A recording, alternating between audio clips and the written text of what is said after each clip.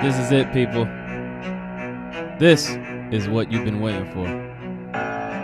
This is Everyday Celebrity Podcast. The podcast for everyday people with everyday problems, trying to find everyday solutions to accomplish everyday goals. Let's start the show.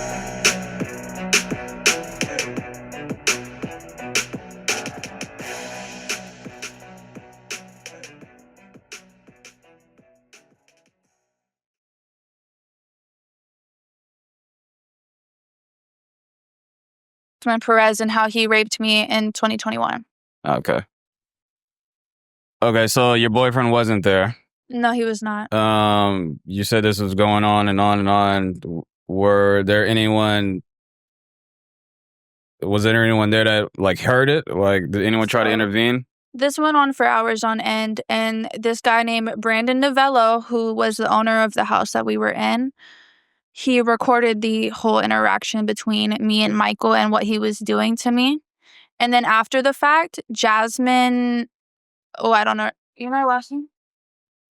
Jasmine recorded me with foam coming out of my mouth saying, "This bitch has rabies." But at the end of the day, I was overdosing and my heart stopped. I was lucky enough to have somebody that was there that knew how to help me, and he resuscitated me. I don't know the name. Did you, and then what happened? Did you... The next day, I went to my friend's house. I was scared. And mind you, at this point, I had ran away from home because my stepfather is abusive. So that can explain a lot of my actions throughout my adolescence from 13 to now. So I went to my friend's house, hung out, whatever. And then about 2 weeks later, I had went back to see my friend at the same house. And I had told everybody in that household that this guy raped me. And they all said, "Yes, we believe you, whatever." Okay, I went back. He shows up. I'm already fucked up. He starts touching on me again. But at this time, I was stronger and I was more aware and I could fight him off. So I did. And that's the last time I seen him. Did you tell your boyfriend? Were you still with your boyfriend at the time? I don't want to speak bad on him because he is not friends with the guy anymore. But at the time, he did not believe me, unfortunately. Did you go to the police? No, I was 13. I was like, "Oh, I'm on drugs. I'm doing this and that." I was like, "Oh, I'm doing illegal shit too," So at that young of an age, I thought I was in the wrong as well and that I could get in trouble too. So I did not go to the police. However, about 2 or 3 years later, I did make a report. And what came about that? Unfortunately, nothing. I can't speak about it. A lot of women experience what you just described, right? And a lot of women don't go to the police. A lot of women don't even say names, right? Yeah. When you hear all these women on TV, "Oh, this man raped me" and all this other stuff, and then you ask them okay, well, what was his name? They're like, "Oh, I don't want to say his name." That's where I get mad because why wouldn't you want to say the person's name and not only expose are women him? scared of retaliation from the man or his family, but at the same time, I feel more in the Bay Area predominantly, it's scarier for women because we are told to think that we are snitching, and that's the worst thing you can do, So at this point in life, I don't think that this is snitching. If you hurt a woman as a man and I tell the police, that's not snitching. You're hurting women. I'm saving other women. Yeah, well, and I don't even think an average fully sane person will consider that snitching. Exactly. I think the average man thinks rape is one of the worst crimes. Now, mind you, you said man, but these are little boys doing this, so it's whatever. Yeah. So after this happened, when tragic things happen to women or to anyone, right?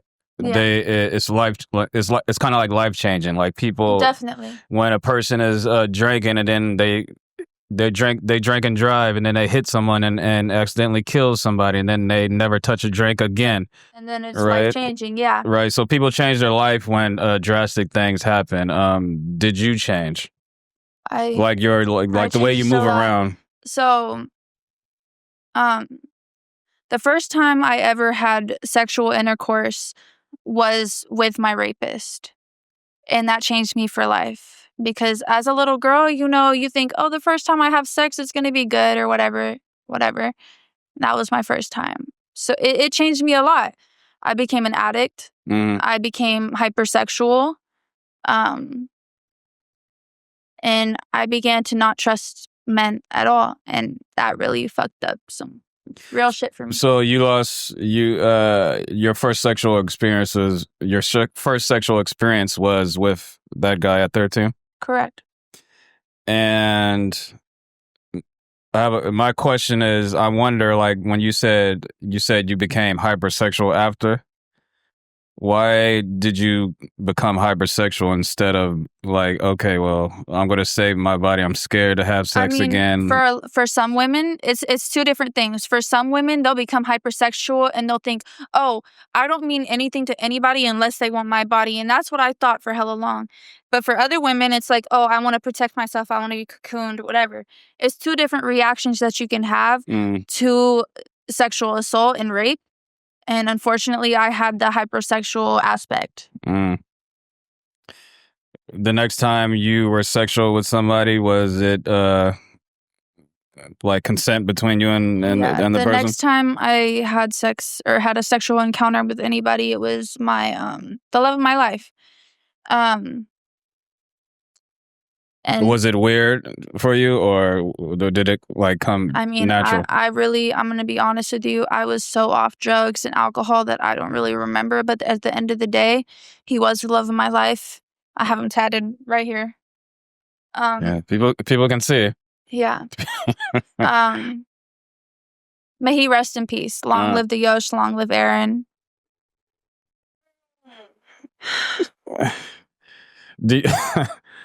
Do you feel like you need to be intoxicated to interact with men?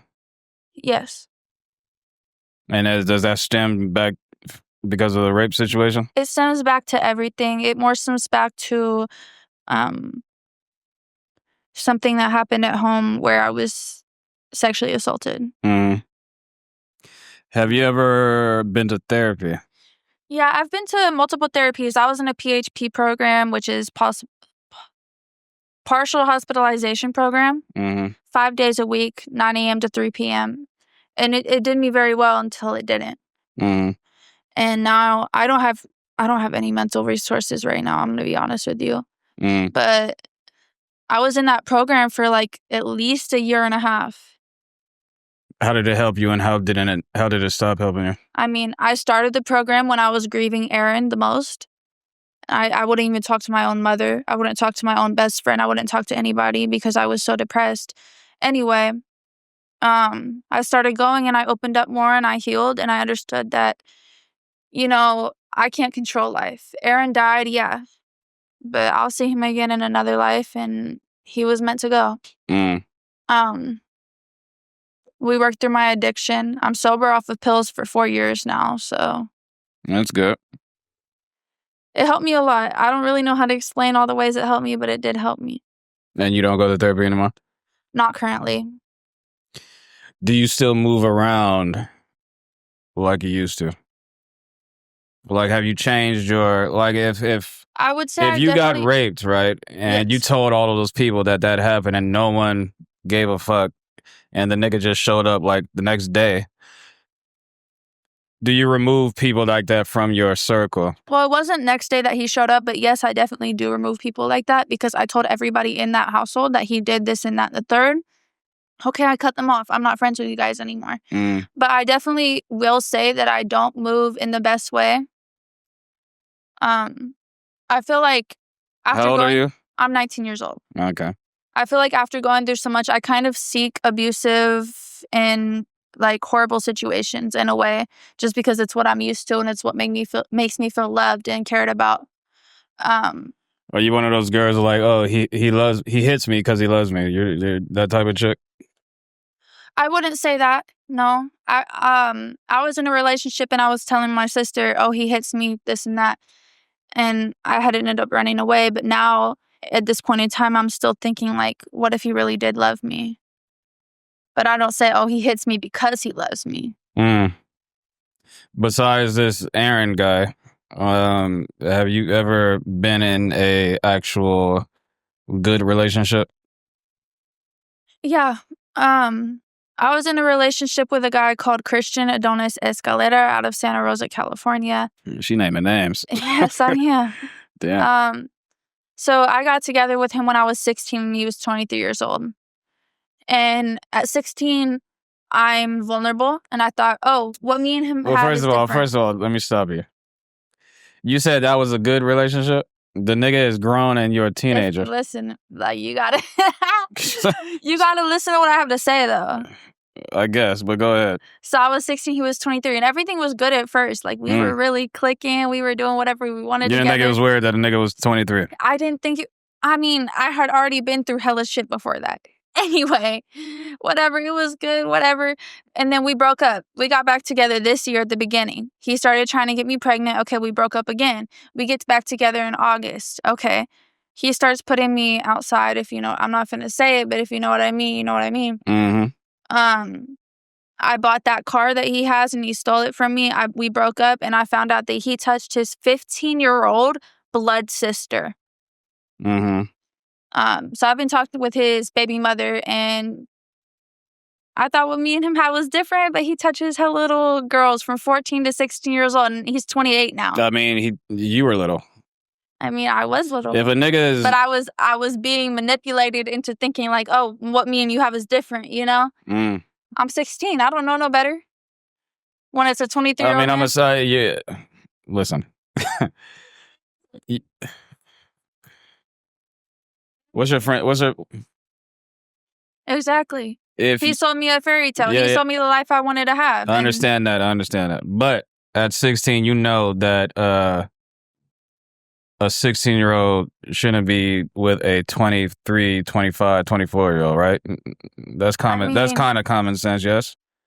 I mean, you can say that or whatever, but I've been fucked up in the head since I was very young. So I was just looking for love, somebody to fill the void that Aaron left when Aaron passed away.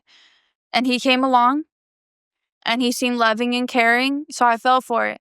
Your parents, what's your relationship with your mother?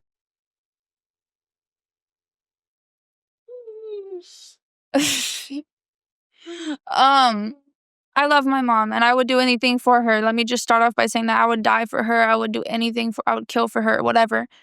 But she stays with her husband who abused me mentally and sexually, and she doesn't believe me. It's the hardest thing I go through. It's the hardest thing I go through. Because my own mother should believe me, but... Oh, yeah, we don't got to talk about that. So...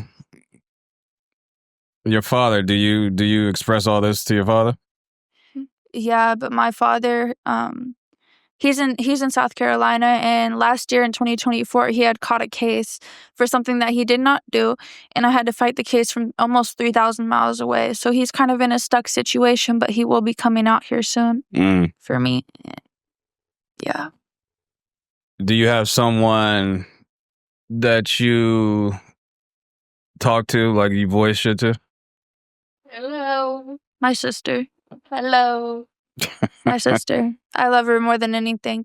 The reason this stuff happened in San Francisco with Carl Duncan, her. Can I say that? She's the reason? He raped her.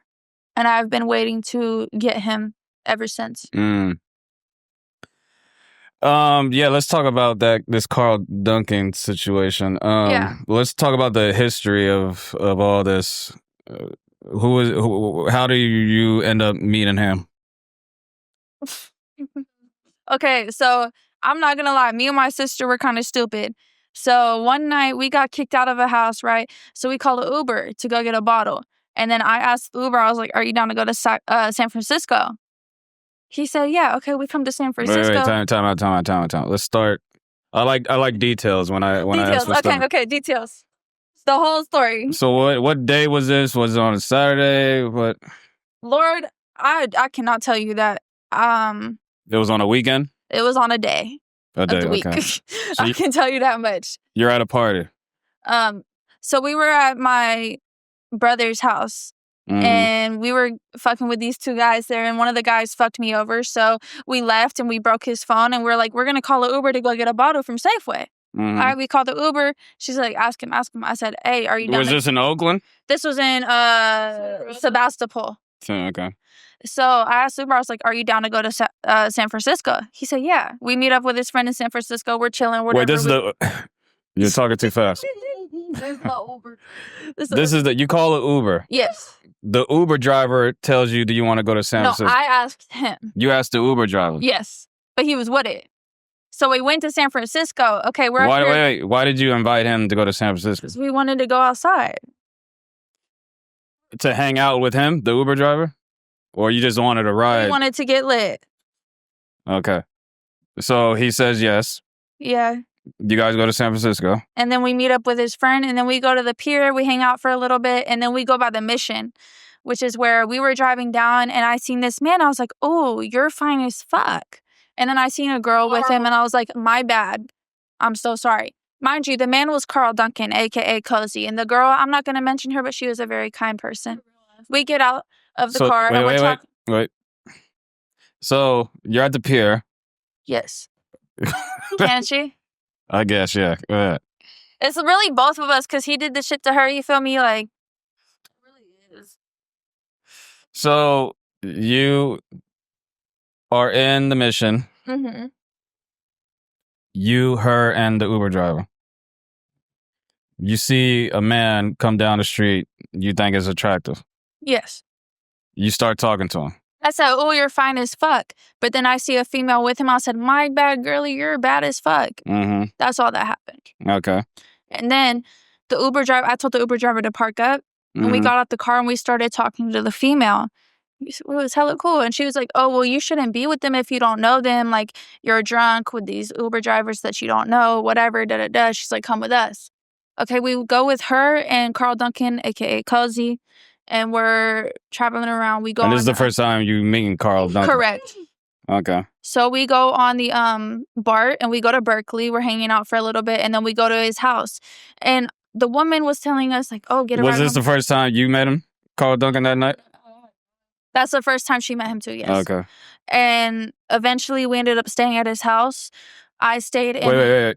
So you guys are in San Francisco, and then when did the Uber driver leave? The Uber driver dropped us off in the Mission, and we were like, oh, we're cool off that, because we were thinking the Uber driver was on some shit because he was being weird towards us. Okay. Weird me how? Like sexually. And mind you, they're like 40, 50 years old, and we're not trying to be on that. We're just trying to have fun. Us to go to separate cars. Yeah. To separate each other. At that point, we felt some weird tension because it's like giving off like sex traffic vibes, you know? Mm-hmm. Like, you're not going to just ask a woman to go in a separate car for no reason, you know? Why did you two feel... This is what I'm saying. I know, right, that sexual assault is bad, obviously. No man... Yeah, it's never good to be for a man to force themselves, but you should move in ways to prevent the craziness. No, yeah, you know I totally get what you're saying, and so I why did you feel comfortable but with these two Uber drivers in the middle? Woman. We have been through a lot, so we don't really have the perspective to see that, oh, this man is bad. We seek for shit like that, not sexual assault. Is it like a high for you guys, the adventure? Not even, no. But at the same time, like, we've been abused so much that it's like... It's like normal shit? Yes. What we think is normal. And it's not that we're looking for it, but it's the fact that if it happens, it happens. Oh, you really only want me for my body? That's what you want. I'm not like that anymore. I know better now. But that's how I used to think. I believe that I also seek comfort because, like, there was a woman there, and that woman of color, of course. And so, of course, I'm gonna seek comfort To her. through a woman you know, if a woman is telling me, especially a woman of color, that she feels sketchy vibes, me personally, I'm more likely to listen and trust a woman before I will ever trust a man. If that makes any sense. So the Uber drivers leave. You guys are still with Carl and his girl. We're still with Carlo and his female, yes. Okay. And then he suggests, let's go back to Berkeley. Yeah, so we get on the BART. We walk to the BART. We're still drinking. And me and her and the girl were really cool. So eventually we go to Berkeley. We're walking around, like, looking at, like, sites or whatever, like, pretty shit. And eventually she's like, okay, well, I'm tired. I want to go home, whatever. So we go with them and we go to his house. And the girl was like, oh, like, you shouldn't go with him. Like, nah. And we're like, well, we don't have nowhere else to go. Like, we kind of fucked up, like, high key. Anyway, so we ended up telling her, like, no, we're fine. So I was sleeping in the bedroom. Mind you, he lives with his mother, and it's a 1-bedroom studio. Like, a 1-bedroom plus, like, a living room and a studio type of thing. And so I'm sleeping in his room, and while I was sleeping, he raped her. In the morning... Wait. All right. Scoot a little bit. Scoot over here just a little bit. Now you scoot a little bit over. Yeah, y'all share that mic. Yeah, you talk about what happened with that. And introduce yourself. What's your name? Hi, it's Yaley from the Yay area. Okay, goddamn. All right, the Yaley. Yaley. So explain the story from there. Basically, my homegirl had passed out, right? I'm trying to stay awake. Like, I'm trying to stay, like, conscious, you know, but I drink a lot. Like, I had drinking a lot throughout the day. Just drinking, or you like drugs as well? No, literally just drinking. But sometimes when I drink, I lose sight of, like, what's really going on. Or I'll pass out and, like, become unconscious. And so basically, like, he kept asking me, like, oh, hit the bottle. And, like, I know. He was very forceful. It's a problem, but I'm the type of person, like, when I was younger, people used to call me a pussy because I was done smoking, I was done drinking, so it's like, shit, pass me that shit. But I just became a little too drunk to the point where I was not aware of what was going on. I really don't remember much. All I remember is waking up to him being like, oh, I'm done. Like, I'm going to go to the bathroom and, like, clean up. I was literally out of it. Like, I had no idea what was going on. When he left the room, I started crying, balling up, all different types of shit. I really don't remember too much. Was his mother... Tell me about how when you... So then Wait. Was his mother there? His mother was not there. Okay. So you said he lives in a studio. Where were you exactly? Oakland. So, okay. It's not really a studio, but basically it's a 1-bedroom apartment. So you got the 1 bedroom and then a little living room and then another room that he uses as a bedroom and then the kitchen. Okay. And where were you? In the bedroom? I was in his bedroom. In his bedroom. Okay. Both of y'all? No, me. Okay. She was in the living room. In the living room. Okay. Correct. All right, now. Speak closer. After he had assaulted me, I woke up like a couple hours later, you know? And I was just thinking about everything. But on top of that, I literally woke up and this nigga was standing over her, like on some creepy shit, like on some Michael Myers type shit, like just standing over her, like he was like fetishizing about her. And that's when I said, like, when after the assault, I mean, you black out, you wake up, he's on top of you, he gets off. Did you get up from the living room and go into the room where she was? I passed out on the couch. You passed out again? Okay. I was too drunk and I was too tired to really... Cause he is known for drugging females. I don't know if he did that night, but it would explain how she passed out. Okay. He said he got beat up by a hello stranger. It was because he drugged a female. Yeah, I saw that video a long time ago from this girl who did your the Hoodcaster on TikTok. Jessica? Yeah, I saw that video I didn't pay no mind because it was a while ago. No, yeah, of course. And I saw his video saying that he was like, he was like, I got beat up. Don't ever go here. don't ever go to Hello Stranger. I was like, you got beat up for a reason. Yeah. He's like, don't ever go here. You got beat up because he was trying to drug somebody. Yeah, and then a few months later, I see her story about him. I was like, oh, I remember that. I remember seeing a video of that dude. Exactly, yeah. So,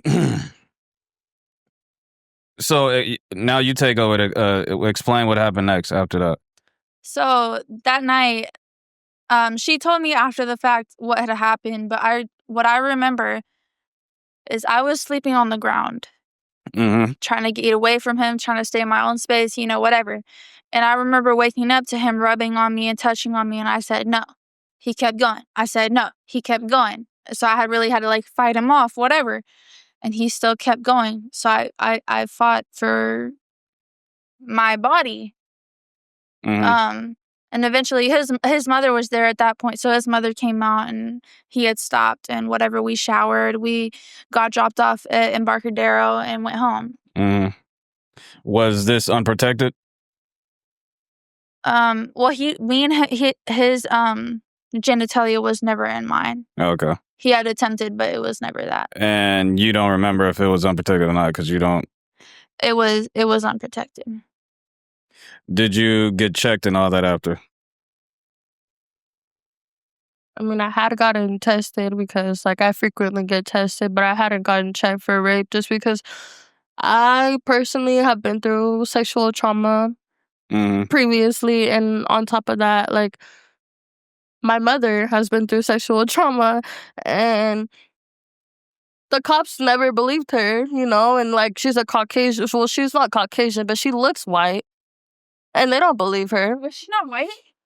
So how are they gonna believe me? That's how I always see it. It's like if they're not gonna believe someone, and I know it's fucked up to say, but it's honestly true. If they're not gonna believe someone who is white, they're not gonna believe nobody. Exactly. So this infamous night happens. Correct. What was your situation after that? Like, after it was just ended, like we woke up in the morning. He was doing that to me. Okay, whatever. I told him no. We got dressed and we went with his friend. Okay, they went to move some shit out of a storage locker at U-Haul, and then they dropped us off at Embarcadero to take the train back to where we live at. And that's that. And then after the fact, he was still hitting me up. Oh, come over. Oh, I want to fuck you. I want to eat your pussy. I want to do this and that and the third. But we're not, like, you feel me? He was hella pushing it. But you never met up with him again after that? No, not after the second. We met up with him 2 times. After the second time, I did not meet up with him again until I beat his ass. What happened the second time? So what I'm saying is that night of the Uber ride where he did that to you. Yeah. So okay. You guys met up and hanged out with him again after that? Yeah. We met up and we hung out with him that first night, okay? As a female, it's kind of hard to say, oh, this is rape or this wasn't, or you feel like you're the victim or you feel like you're the bad person. So that's what she was on. Also, personally, like, the few times that I have been raped, which is like 3 times and counting. And counting. I tried not to fucking count that shit as rape, to be honest with you, because for me, it makes me feel like I'm weak. It makes me feel like I'm, like, weak. As a victim, it's hard to say something was rape because you commonly tell yourself that you're the one in the wrong. Whether this is crazy. Whether it's rape or not, I mean, you felt some type of way about him. So why would you meet up with him again and hang out? So I wasn't the one the shit that happened to me was the second time we hung out with him. The first time was what happened with her. And as a victim of multiple sexual harassments and sexual assaults, it'd be hard to say, oh, well, this guy did this and this and this, or he sexually assaulted me, or he raped me, because you feel like you're the one that's in the wrong. Oh, he didn't rape me. Oh, you're cool. Oh, he didn't sexually assault me. Like, it was good. Like, just thinking. But We kicked it with him again. Yeah, explain the second time. And the second time we kicked it with him, we were all, you know what? We went up to the hill. He was hugging on both of us like this, like we were his bitches or some shit. Hell no. And we went back to his house, and that's when he was staring over me and acting like he was gonna do something to me. And yeah. And that's when I crashed out. That's when we crashed out. And then we left, and then I have been looking for him ever since. I seen him in the Mission when I was with my friends trying to go to the Valencia. And okay, so the car pulled up. Can I talk about that? Our dumbass homegirl. Or you want to go back? I want to go back. And watch out hands. Don't spill that shit, please. Oh, I ain't gonna spill nothing. All right, so the second time you guys hung out, blah, blah, blah, that happens. Yeah. Okay, and so the third time you see him is On the Mission. situation where the TikTok video. Yeah. Okay. Yeah. Now explain that night. Okay. So me and my homegirl Haley, my sister, whatever, and Jasenia and Melanie was kicking it, right? And they wouldn't let us in the Valencia because we only had pictures of our ID. We didn't have the physical. And the Valencia is a club in the Mission in San Francisco. Correct. Okay. And mind you, I'm just going to say this for the record. The Valencia is right across from the police station. It is. Okay, so we walk down and we see these two girls in the back of a car. They're like, get in, like, let's get high, like, whatever. So my friend Jasenia and Melanie, they're not our friends anymore. They get in the car. And my sis said, oh, look who's in the car. I ain't finna get in there. I look at the front. So hell no. I seen the guy who raped my sister. I run around the car. I opened the door. I said, what's up, nigga? I start. I mean. Wait. Well, you already said the N-word, so anyway. Whatever. Wait. Time out. You're at Valencia. You didn't get in. Brother. You see some people in the car. We going back? Yeah. I'm trying to go slow. What part are we going back to? You said I'm taking a shot first. You said two girls that you knew pulled up on you and said get in the car? Mm-hmm. No, two random females had pulled up. All right.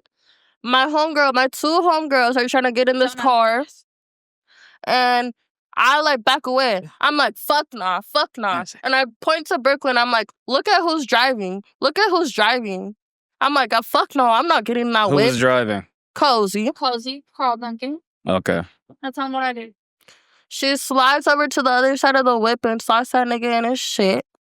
And then he sends his two little faggot ass bitches. Sorry. Okay, so what happened was she told me, oh, look who's driving. I look who's driving. I see that it's Carl Duncan, a.k.a. Cozy.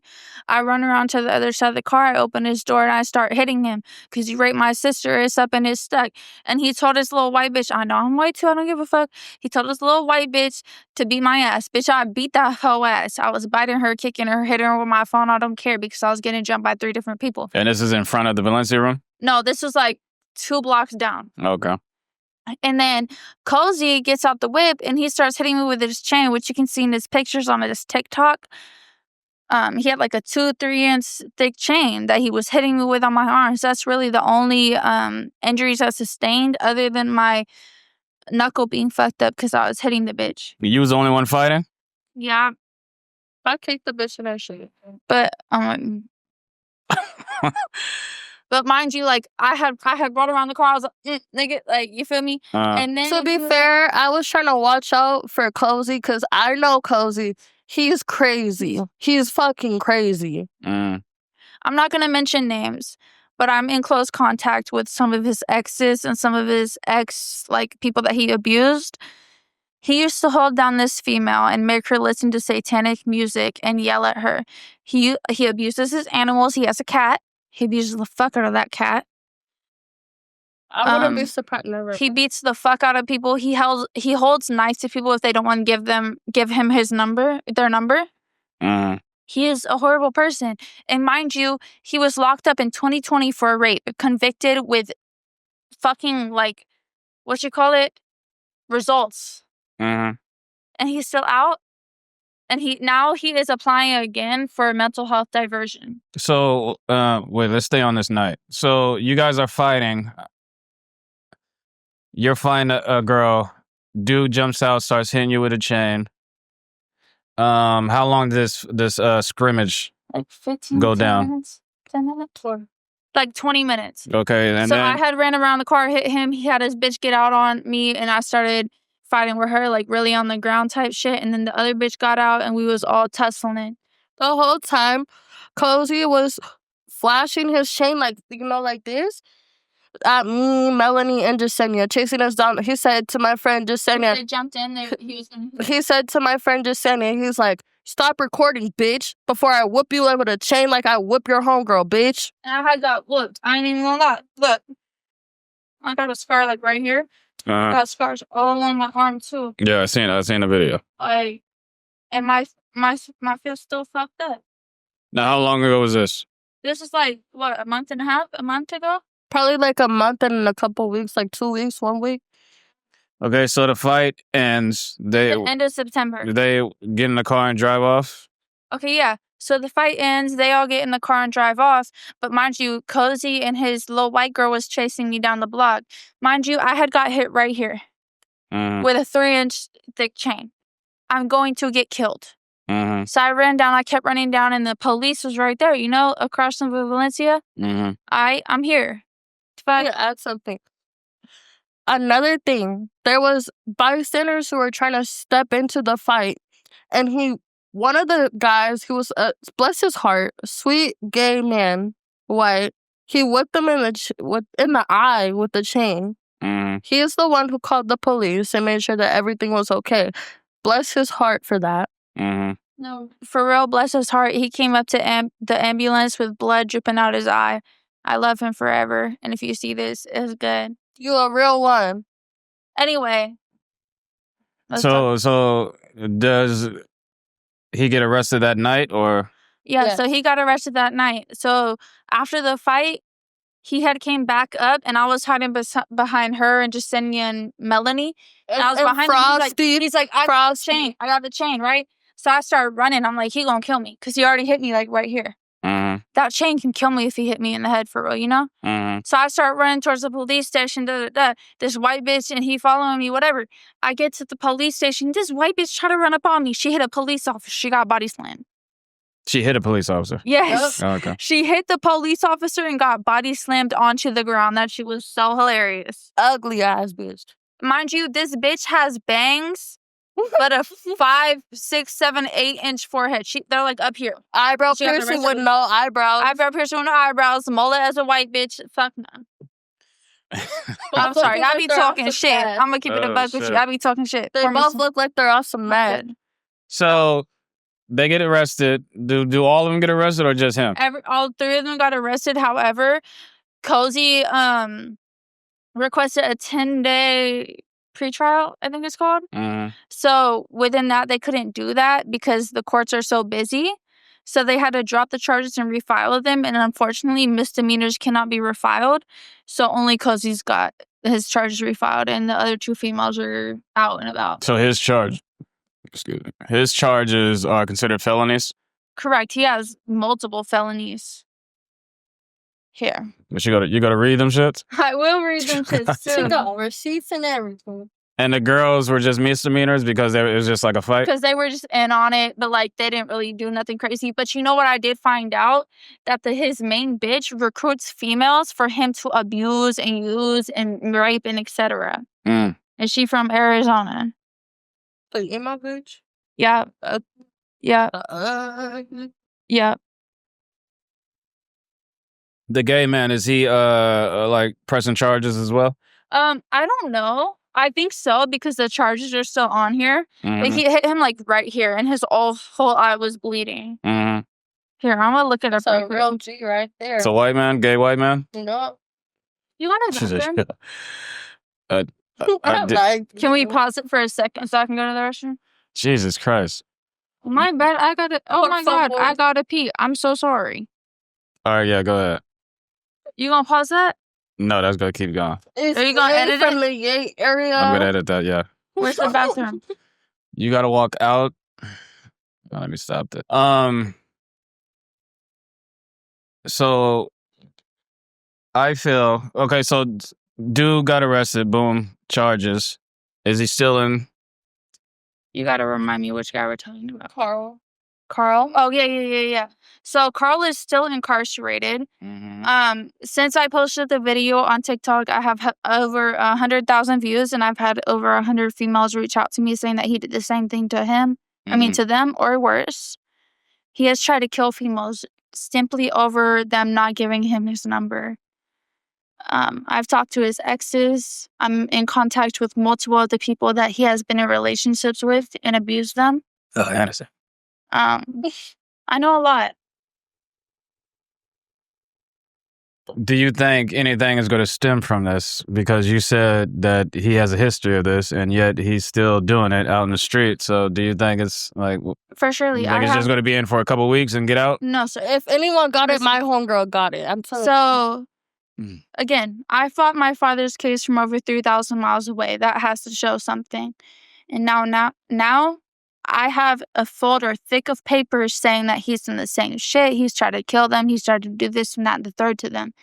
I have all of the information for them. I have the pictures of other females that he has abused and the bruises that he has left on them. I have everything. He's going to jail.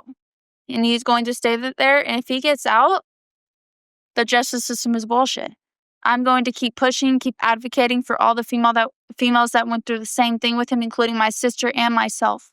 Because he has been doing this since 2012. Well, I hope he does get justice. But, I mean, the justice system is... Especially out here, they don't favor the women. Question to you. What have you learned from this situation? I mean, I've learned a lot. You really got to read men before you accept that they are cool. It's a lot. It's a lot that you learn through sexual assault and sexual abuse. You hide your body to yourself, or you could be hypersexual. It's two different ways. Yeah. I don't know how else to I mean, you say this, yet. Correct. Yeah. You say this, but it seems like you still are still moving around carelessly in these Bay Area streets that are getting you into situations that you can prevent. Hello. All I have to say is my homegirl, she knows herself unless she drinks too much. Me, on the other hand, I am fully aware. Right now, I mean, I've been through so much fucking shit. So much fucking shit. Since the day I was fucking born out the fucking womb, I've been going through shit. Stories, I got plenty of stories to tell you. I'm gonna tell you is that this one right here, although she might act a little slow sometimes, I'm sorry, she knows what the fuck she's doing. Not all the time, but past that situation right now, she knows what the fuck she's doing. I am here to take care of her. Because